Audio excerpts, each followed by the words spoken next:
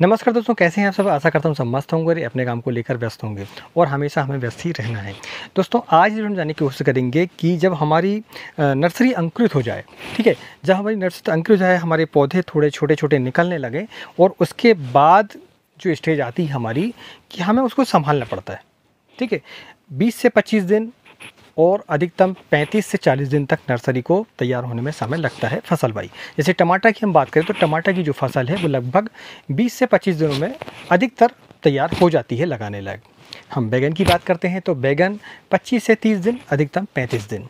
मिर्च की अगर बात करें हम तो लगभग 30 से 40 दिन तक आप उसकी नर्सरी को रख सकते हैं ताकि आपका पौधा जो है बहुत बढ़िया रहे। नर्सरी में दोस्तों जितना पौधा रहेगा उतना ही आपके लिए बहुत बढ़िया होगा, बशर्ते उसकी जो ग्रोथ है वो एक्स्ट्रा ना हो। आपको इस बात का ध्यान रखना पड़ेगा। आप बिल्कुल जल्दबाजी ना करें कि हमारा पौधा छोटा है और ये जल्दी से बड़ा हो जाए, नहीं, आपको ऐसा बिल्कुल नहीं करना है। उसकी जो उम्र है उसके हिसाब से उसकी वृद्धि होनी चाहिए और जितना पौधा यहाँ पर रहेगा उतना ही पौधा स्ट्रॉन्ग होगा, कठोर होगा। उसकी जो हार्डनेस है, जैसे हम बात करते हैं, अधिकतर हम देखते हैं कि लोग बोलते हैं कि पौधे की हार्डनेस बहुत ज़रूरी है, नर्सरी की हार्डनेस बहुत ज़रूरी है। तो नर्सरी की ये जो हार्डनेस होती है वो यहीं पर होती है। ये हार्डनेस होने का यही मतलब है कि पौधा ज़्यादा दिनों का होना चाहिए थोड़ा, और वो उसकी जो तने हैं वो स्ट्रॉन्ग होनी चाहिए। लीफ जो उसकी पत्तियां हैं वो थोड़ी हार्ड हो जानी चाहिए। आप बिल्कुल नरम जो नर्सरी होती है उसको यदि आप अपने खेत पर ट्रांसप्लांट करते हैं तो आप देखेंगे कि उसमें बर्निंग की समस्या आती है। एक दूसरा ये कि पौधा जो है सर्वाइव नहीं कर पाता। तो नर्सरी में जितनी देर वो रहेगा, रिलैक्स कंडीशन में रहेगा और उसकी जो ग्रोथ है वो उसकी जो उम्र है, जो उसकी वृद्धि नेचुरली होनी चाहिए वो होनी चाहिए। वैसी यदि होती है तो पौधा जब आप लगाते हैं तो वो बहुत बढ़िया रहेगा। आप जल्दबाजी बिल्कुल ना करें। तो दोस्तों हमने पिछले वीडियो में आपको बताया था कि कोकोपीट ट्रे में कैसे भरा जाता है, उसमें क्या क्या सावधानी बरतनी पड़ती है। दूसरा उसमें सीड कैसे डालते हैं, सीड डालने के बाद उसकी फिलिंग कैसे करते हैं, फिलिंग करने के बाद उसको किस कंडीशन में रखा जाता है। तो आपने देखा था कि हमने अपनी नर्सरी की जो ट्रे हैं उसको तिरपाल पर ढका हुआ था। 3 दिनों के लिए हमने अपनी बैगन की नर्सरी को ढक के रखा और चौथे दिन हमने उसको निकाल दिया, यानी कि कल उसको निकाला। कल निकालने के बाद हमने देखा कि कल तो थोड़े कम अंकुरण आए थे उसमें, लेकिन आज की कंडीशन ऐसी है कि लगभग 50 से 60% नर्सरी हमारी जर्मिनेट हो चुकी है। आप वीडियो पर देख सकते हैं। किसान भाई देखिए, नर्सरी जो हमारी बैगन की हमने डाली हुई थी ये जर्मिनेशन से काफ़ी अच्छा आया है। अभी लगभग मेरे हिसाब से 50 से 60% जर्मिनेशन अभी आ चुका है और अभी अंकुरण जो है इसमें जारी है, ठीक है। तो ये हमारे एक पॉली हाउस है, छोटा सा मिनी पॉली हाउस हम जिसे बोल सकते हैं। तो हमने ये नर्सरी को वहाँ रखा हुआ है और आप चाहें तो अपने फार्म पर जो है एक छोटा सा मिनी पॉली हाउस बना लें ताकि जो है आपको नर्सरी पालने में कोई दिक्कत ना हो। आप कैसे पॉली हाउस को बनाएंगे, उसमें खर्च क्या आएगा, इसलिए हमने पहले वीडियो बना चुका है। आप चाहे तो आई बटन पर जाके उसको देख सकते हैं। आप देखते हैं कि हमने एक मीटर इसमें लगाया हुआ है जिसमें टेम्परेचर और ह्यूमिडिटी बताया हुआ है। तो देखिए आप, टेम्परेचर इसमें 29.8 डिग्री सेल्सियस है और सुबह के 8:30 बजे अभी मौसम जो है अभी क्लाउडी है और 52% इसमें मॉइस्चर है, यानी कि ह्यूमिडिटी जो है अभी 52% है।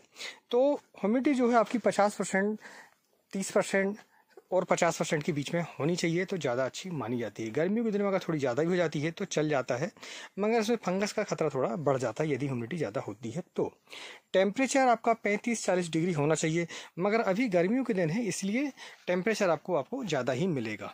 तो उसके लिए आपको सिंचाई की व्यवस्था बढ़िया करनी पड़ेगी, ऊपर छाँव की व्यवस्था करनी पड़ेगी। ग्रीन नेट भी डाल सकते हैं, मगर ग्रीन नेट की समस्या ये है कि पौधा सीधा भागता है उसमें, तो आप वाइट नेट का इस्तेमाल करें तो ज़्यादा ठीक रहेगा। ये भी इसके 4 दिन हुए हैं हमारे नर्सरी डाले के, तो बढ़िया कंडीशन है अभी। अब हम जानते हैं कि नर्सरी जब अंकुरण हो जाती है हमारी तो उसके बाद कौन कौन सी समस्याएं आती हैं।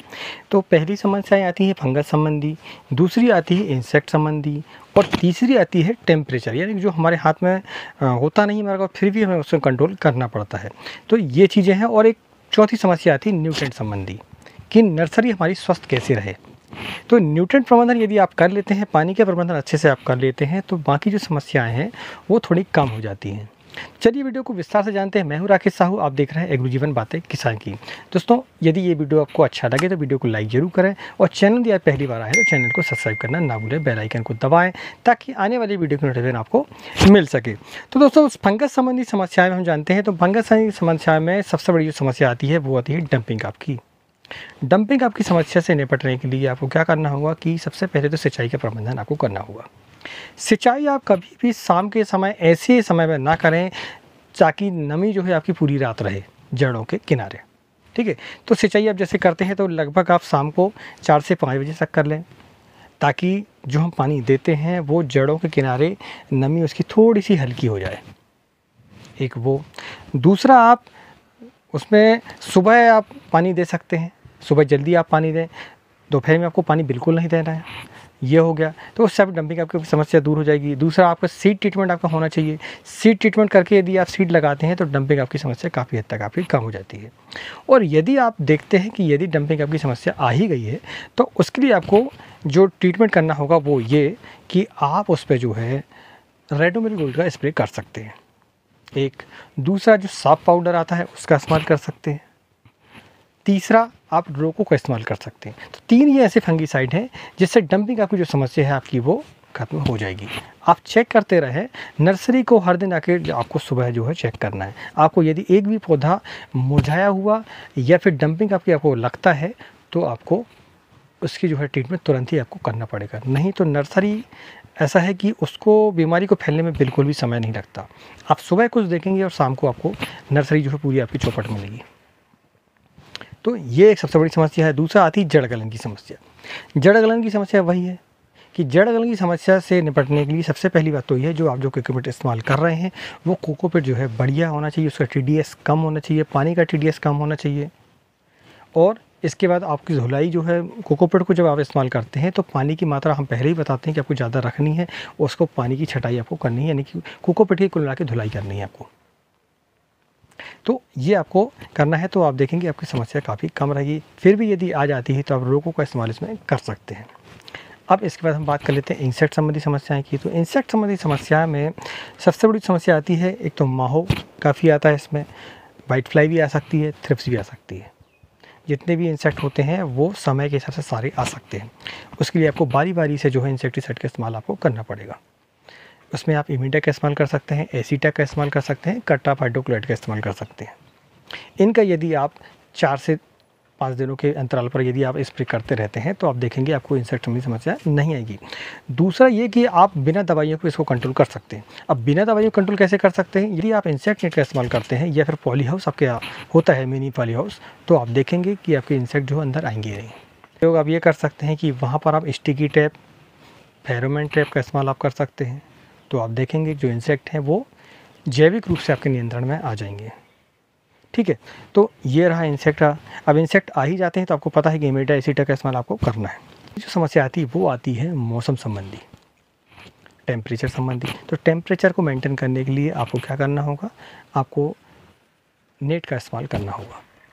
ठीक है, नेट में आप वाइट नेट का इस्तेमाल करते हैं ज़्यादा बेटर रहेगा। हाँ, यदि धूप तेज़ है तो आप 50% ग्रीन नेट का इस्तेमाल कर सकते हैं, लेकिन वो दोपहरी के समय पर, क्योंकि प्रॉपर धूप मिलनी चाहिए पौधे को। अगर प्रॉपर धूप नहीं मिलेगी तो पौधा जो आपको वो सीधा भाग जाएगा।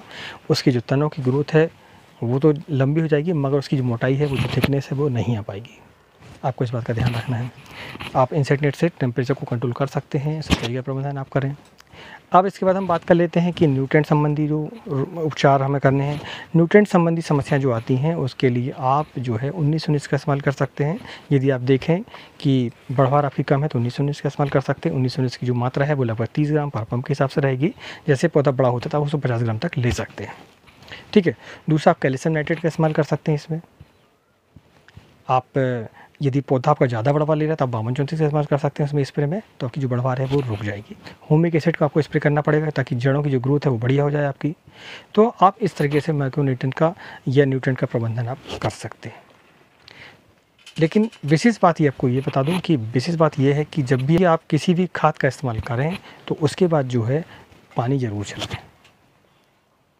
आपको इस पर जड़ों पर आपको खाद देना है, ना कि आपको पत्तियों पर, क्योंकि जड़ों पर खाद जाएगी तो वो पौधा उसको ले ही लेगा।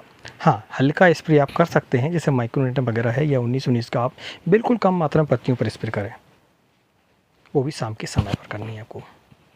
तो दोस्तों, ये नर्सरी संबंधी जितनी भी समस्याएं आती हैं वो मैंने आपको इस वीडियो में बता दिया हूँ।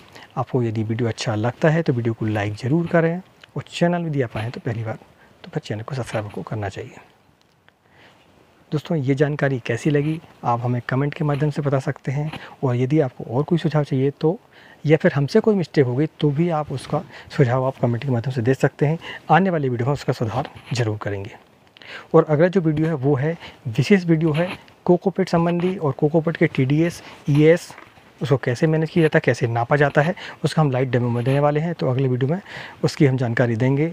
चलिए दोस्तों वीडियो को यहीं विराम देते हैं, मिलते हैं अगली वीडियो में, तब तक नमस्कार। जय हिंद, जय किसान, जय जवान।